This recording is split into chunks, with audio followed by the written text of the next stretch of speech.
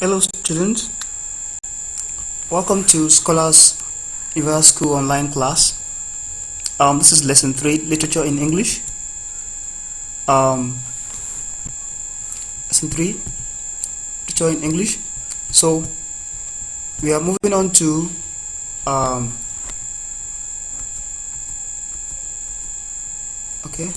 lesson 3, literature in English. Introduction to drama, features of drama, part 2. Last class we treated part 1 of the features of drama, so today we are moving to part 2. Now here we have climax.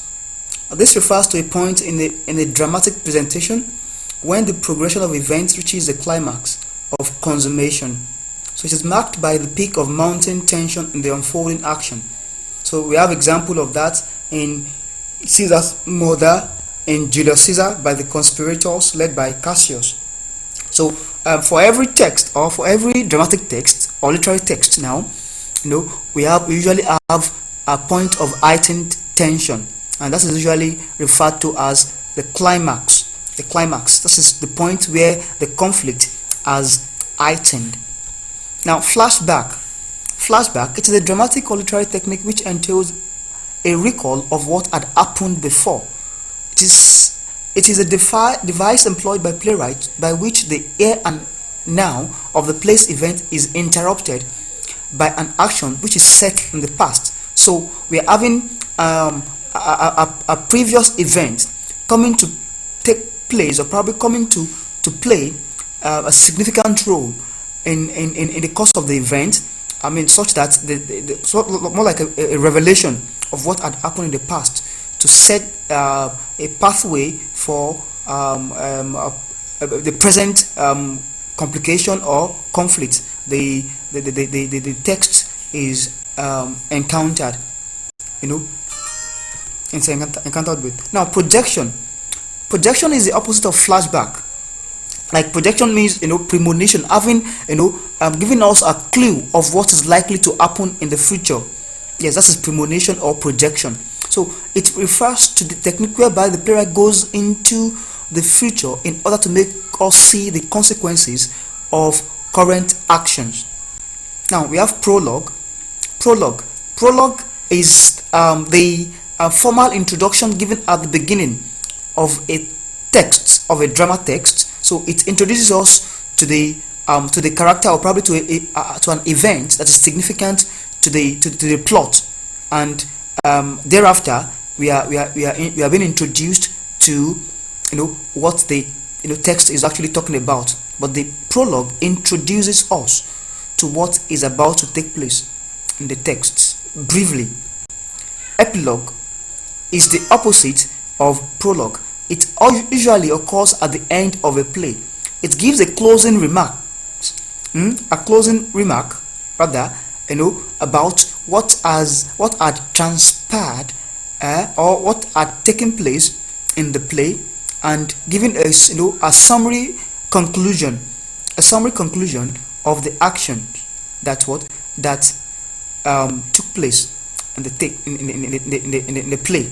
So often the epilogue is the writer's intervening voice, offering a perspective from which a reading of the play can be made.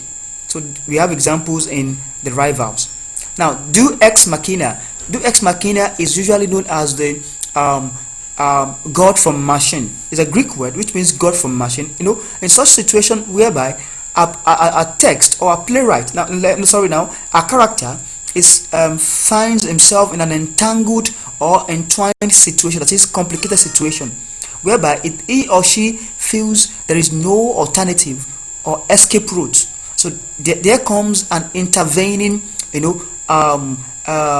natural or supernatural element, probably like rain. Let's take for example in Julius Caesar. Yes, in Julius Caesar, there is this rain when Caesar was about to step out to go to the Senate house. It rained, which disturbed him from going. So that rain there is known as Deus ex machina, because it prevents him from going to where he is supposed to be killed. by his adversaries, that is by his enemies. So the term refers to any unexpected and improbable contrivance in a play which is unconvincing and which is used to provide a missing link or badly needed solution to a problem in the play. Now, proscenium arc. It is a type of structure or space where action or probably plays are enacted, and it is one of the places or probably structures where dramatic action take place between the 20th and the 21st century. So the dramatic action area is separated with a curtain in which opens at the commencement of the play. So now, if you have been to a cinema or probably a theater production venue, so the kind of theater operated in such avenue is known as proscenium arc, because the audience, they are seated facing the proscenium arc, and the such proscenium arc as what is known as backstage. Yes, as backstage, and it is usually carved in such a way that voices, or probably voices of the characters, become audible to the audience. Now, peripetual is one of the features or element of tragedy. So it is actually the reversal of fortune of the tragic hero, that is, being from a noble person, or probably a rich person, or yes, a rich person, or a leader, or a well cherished individual, to a ridiculed person. So the reversal of fortune that happens when the tragic hero has been involved in what is known as tragic flaws or errors, like I taught you in the previous class. So peripetia is the reversal of fortune of a major character or a tragic hero, usually known as the tragic fall. Okay, from grace to grass. Now, poetic drama, like name implies, is the combination of poetry and drama. That is a situation whereby we have a drama text written in a poetic form, having poetic significance in the course of its rendition. So such is known as poetic drama. This refers to a play wholly written in verse, which can be performed or simply read as in closet drama. So if you have your assignment which says read further on other types of drama, you would have read closet drama. Closet drama is meant to be read by a singular person or a single person in seclusion. So take notice of that.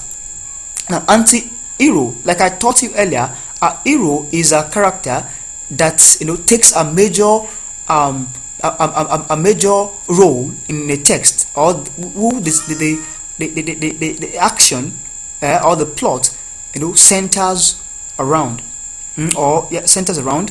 So while the anti-hero is one who usually plots against the hero, who always plots against the hero, and who lacks the qualities expected of the hero of the regular Aristotelian drama. So an anti-hero usually is an adversary of a hero.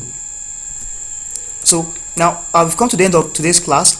So please make sure you follow us on Twitter as scholars_author, and our YouTube link as displayed on the screen, and our website address, and you may also call the phone numbers on the screen for inquiries.